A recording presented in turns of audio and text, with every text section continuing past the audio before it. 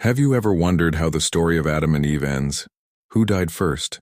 What do the Bible and other traditions tell us about the fate of this couple who changed the course of humanity?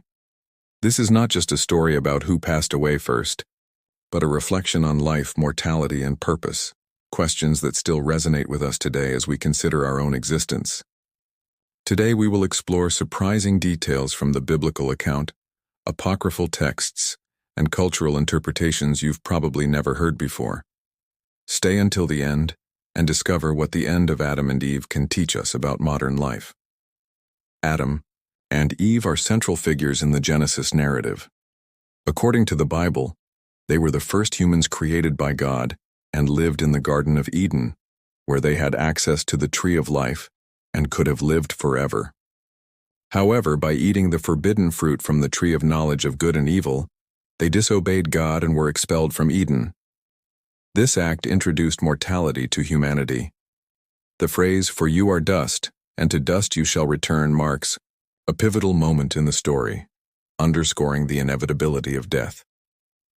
Adam lived for 930 years, as stated in Genesis 5:5, but little is said about the end of his life or what happened to Eve. The death of Adam is mentioned in the Bible, but there are no details about his final days. In contrast, Eve's death is not mentioned at all, leaving room for numerous interpretations and theories. Some apocryphal texts, such as The Life of Adam and Eve, provide more detailed accounts, describing emotional and dramatic moments like Adam and Eve's repentance and their farewells to their children.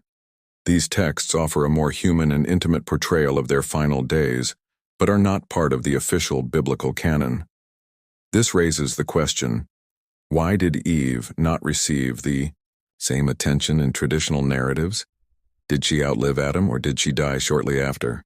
Different religions and traditions offer varied interpretations of the final fate of Adam and Eve. In Judaism, they are seen as the progenitors of humanity whose fall necessitated atonement and repentance. In Christianity, they represent the beginning of the salvation plan, with their lives and deaths playing a role in the larger narrative of redemption through Christ. In Islam, Adam is considered a prophet, and his story highlights themes of repentance and divine mercy. These differences reflect the enduring cultural and religious impact of Adam and Eve's story. The story of Adam and Eve also prompts reflections on human mortality. Just as they face the reality of death, we too grapple with questions of purpose, repentance, and legacy. In a modern world where we seek meaning amidst life's busyness, the journey of Adam and Eve reminds us of the importance of accepting our mistakes, seeking redemption, and living with purpose. The symbolism of their expulsion from Eden and their confrontation with mortality echoes our own lives, where we face challenges, losses, and ultimately the end. Reflecting on these themes, we find parallels between their story and our own experiences. Although we know Adam died at the age of 930, the silence about Eve leaves us with many questions and reflections. Who died first may not be as important as the impact of their lives and choices.